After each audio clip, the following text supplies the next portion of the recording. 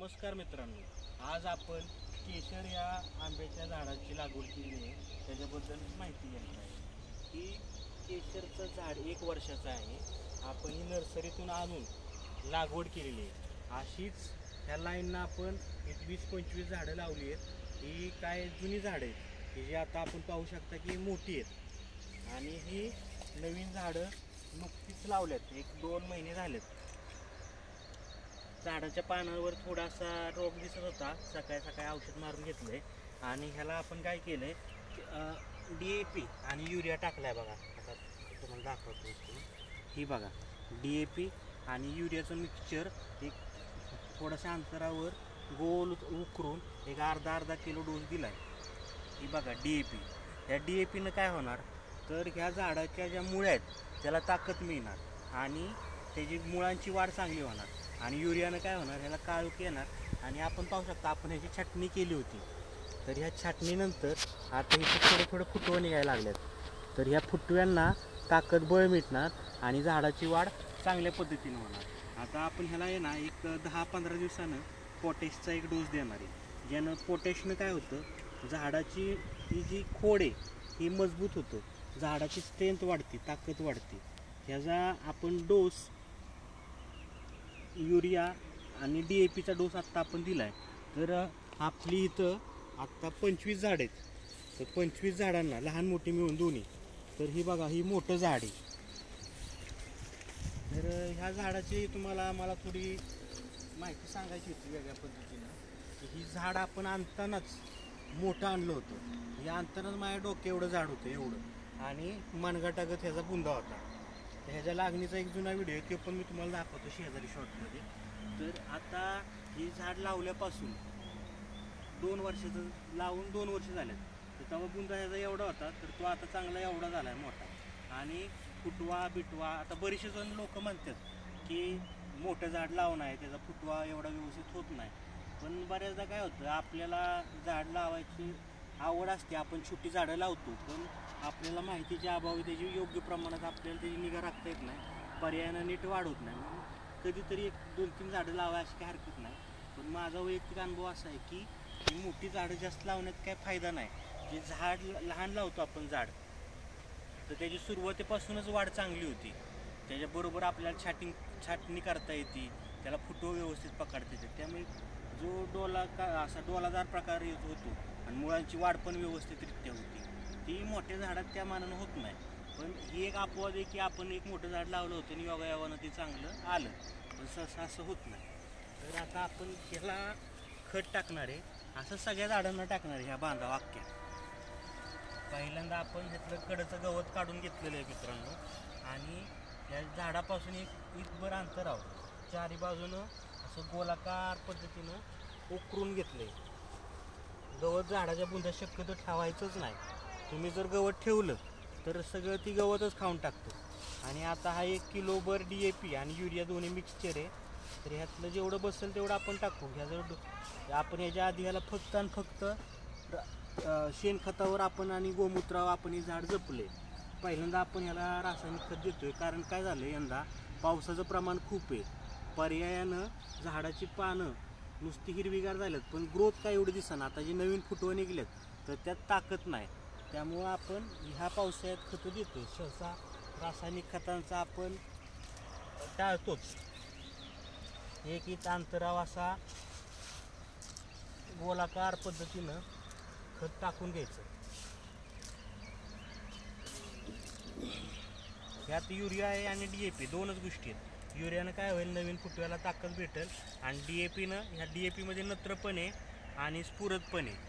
स्फुरदनं काय होईल, ह्याची जी मुळं आहे झाडांची ह्याची वाढ जोरात होईल. झाडाची मुळं वाढली, पर्यायानं अन्नग्रहण कॅपॅसिटी चांगली सुधारती आणि झाडाच्या ह्या खोडाला ताकद भेटते. आता 15 दिवसांना आपण ह्याला पोटॅशचा डोस देणार आहे बघा मित्रांनो. आता ही खत टाकून झालेलं आहे, 4ही बाजून आपण गोलाकार पद्धतीने टाकलेलं आहे. आता हे पावसाळ्यातच शक्यतो रासायनिक खताचा डोस देणं योग्य राहतं, कारण टेम्परेचर कमी राहिल्यामुळं झाडांच्या मुळांना ताण पण येत नाही. आणि जास्त पाऊस पडल्यानं काय झालेलं असतं, जी काय त्याच्या बुडामध्ये जी अन्नद्रव्य असतात ती पाण्याबरोबर खाली निचरा होऊन गेलेले असतात. पर्यायानं काय होतं, झाडाला वाढीला अन्नद्रव्यांची कमतरता पडते. त्यामुळं आपण रासायनिक खतांचा हा डोस आता ह्या झाडाला आपण दिलेला आहे. आता ही चारी बाजूनं असं मोजवून घ्यायचं, पहिल्यांदा पूर्ण गवत काढून घ्यायचं आणि मगच खतं टाकायचे. आणि शक्यतो ही झाडांना इथं गवत राहिलंच नाही पाहिजे. जर गवत राहिलं तर ती झाडाची वाढ नीट होतच नाही. असं पाहू शकता तुम्ही, आपण खत याला व्यवस्थितपणे टाकलेलं आहे आणि झाडाची वाढ पण बघा चारी बाजूला कसं दिसतंय डोलदार.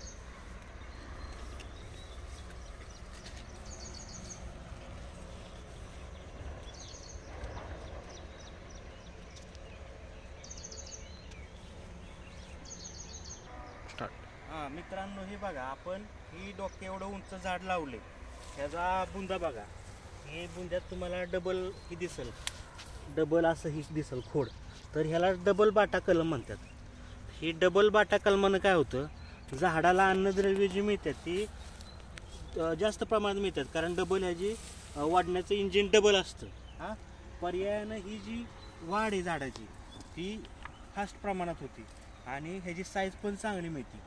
आता ही झाड आपण मोठंच लावले, डोके एवढ्या बघा, ही बांधून ठेवले कारण वाऱ्यानं पडू बिडू नाही. वारं लय येतं जोरात जरा. तर झाडाची आता लावलेलं ह्याला 3-4 महिने झालं, झाडानं फुटवा काढलाय बऱ्यापैकी आणि झाड ही आता लागले आपलं. तर ह्याला पण आपण असं चारी बाजूनं उकरून खताचा डोस देतोय. लांब टाकायचं खत कधी पण, एकदम बुंद्यात टाकायचं नाही, नाही तर झाड जाऊ शकतं. आणि मग आपण जी मेहनत केली, ही 400 रुपयाला रोप आणलं होतं एक नर्सरीतून. हे खरं मला मोठी झाडं लावायला आवडत नाहीत, पण लावलं कारण काय झालं, मी गेल्या वर्षी बारकी झाडं लावली होती आणि ती माकडांनी उपटून टाकली. मग म्हटलं ठीक आहे, त्या जागेवर आपली मोठी झाडं लावूया. नमस्कार. तर हा आपण रत्ना आंब्याची व्हरायटी लावलेली आहे. तुम्ही पाहू शकता, ही डोके एवढं झाड झाले. आता ही पण आपण मोठंच झाड लावले. त्याचा बुंदा बघा, ही बी डबल वाट्याचं झाड आहे. ही रोप आपल्याला 400 रुपयाला मिळालं. त्याची जाडी बघा कशी आहे. ह्या झाडाला येत्या चालू वर्षी फळधारणा होईल, पण आपण ह्याच्या फळ यंदा काय पकडणार नाही, पण त्याच्या पुढल्या वर्षी निश्चितच आपल्याला जास्त राहू द्या, 1-4-5 आंबं तर नक्की मिळतात. आता गेल्या वर्षी जी आमची छोटी छोटी झाडं होती, तर त्या झाडांवर पण मोहर आला होता, पण ते सगळं आम्ही छाटला. जर ते छाटला नसता तर काय झालं असतं, तर ती झाडांची वाढ व्यवस्थित होत नाही.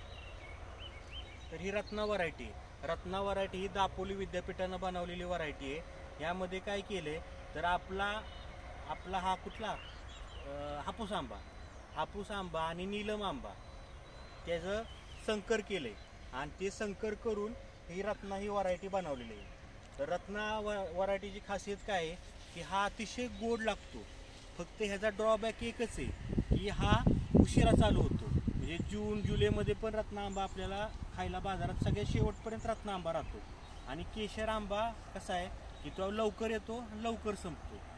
रत्नाचं एवढंच फक्त ड्रॉबॅक आहे की तो उशिरा चालू होतो आणि उशीरपर्यंत राहतो. पण रत्नामध्ये 60 ते 70% हापूसचं गुणधर्म आहेत आणि नीलमचा टिकाऊपणा आहे. पर्यायानं दरवर्षी ह्याला फळ लागतं. आता जे आपले हे जे आंबे असतात बघा, हापूस आंबा, तर त्याला एकाडी 1 वर्ष आंबा येतो. पण ही व्हरायटी अशी आहे की ह्याला दरवर्षी आंबा येतो आणि आंबा हा अतिशय गोड सुरेख, नावाप्रमाणेच ही रत्न आहे.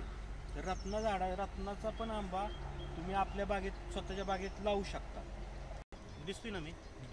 तर मित्रांनो, आता ही बघा, ही पण केशरचंच झाड आहे. आता ह्या झाडावर इथं तुम्ही बारकाईनं बघा, इथं एक आळी दिसते. आपण ही बघितली का आळी? ही आळी काय करते, ही पानं खाती. तर आता आपण आज ह्याच्यावर रासायनिक खताचा हात मारणार आहे. विषय काय आहे, आपण जेव्हा एखाद दुसरं झाड लावतो तेव्हा आपलं काय चुकतं की आपण त्याच्यावर रासायनिक खतांचा फवारणी करत नाही, तर कुठल्याच औषधांची फवारणी करत नाही. पर्यायाने काय होतं, ही अशी कीड राहते. ह्या किडीमुळं झाडांवर साईड इफेक्ट होतात, झाडाची वाढ नीट होत नाही, अशी ओलं पडतात.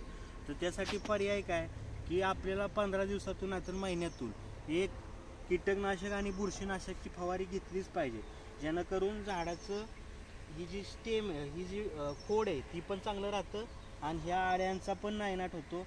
पर्यायानं पानं चांगली राहतात आणि झाडांची वाढ चांगली होते. आता ही झाड लावलेल्या 2 महिने झाल्यात. तुम्ही पाहू शकता ह्याच्यावर किती छान सुरेख फुटवा आल्यात. ही नवीन पानं आहेत कवळी, तरी सुद्धा बघा पाक अजिबात सुद्धा किडीनं हे खाल्लेली नाही.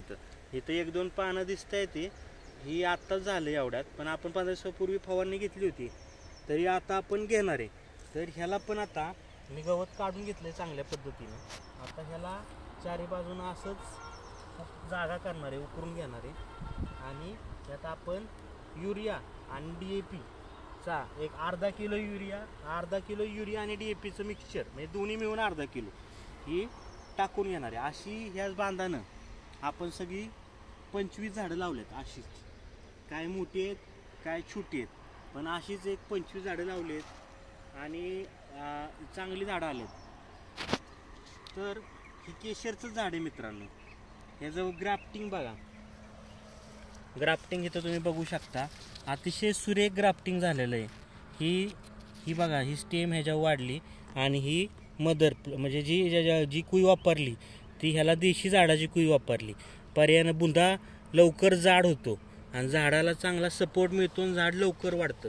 जेव्हा प्रॉपर त्याला अन्नद्रव्याचं आणि मायक्रोन्युट्रिएंटचं फीड असतं तेव्हा झाडांना अशा पद्धतीनं फुटवा पाहायला मिळतो. आता ह्या एका झाडाला बघा किती फांद्या फुटल्यात, 1 2 3 4. जेव्हा ही झाडाचा व्हिडिओ आपण परत एकदा पाहू, जेव्हा ही 6 महिन्यात झाड डेरेदार दिसेल तुम्हाला. तर अशा पद्धतीनं झाडांचं संगोपन केलं तरच आपल्याला चांगल्या पद्धतीनं फलोत्पादन मिळू शकतं. तर एवढी माहिती सांगून मी आपली रजा घेतो. धन्यवाद. तर ह्या चॅनेलला सबस्क्राईब करा, लाईक करा, शेअर करा. धन्यवाद. जर तुम्हाला ही माहिती आवडली असेल तर आपल्या चॅनेलला लाईक करा, शेअर करा आणि सबस्क्राईब करा. आता पुढे करा. जर काय शंका असेल तर कमेंटमध्ये शेअर करा. जरी काय चुकीचं जरी वाटलं असेल तरी कमेंटमध्ये सांगा. जर काय चांगलं वाटलं तरी सांगा. काय माहिती हवी असेल तरी कमेंटमध्ये नक्की सांगा. धन्यवाद.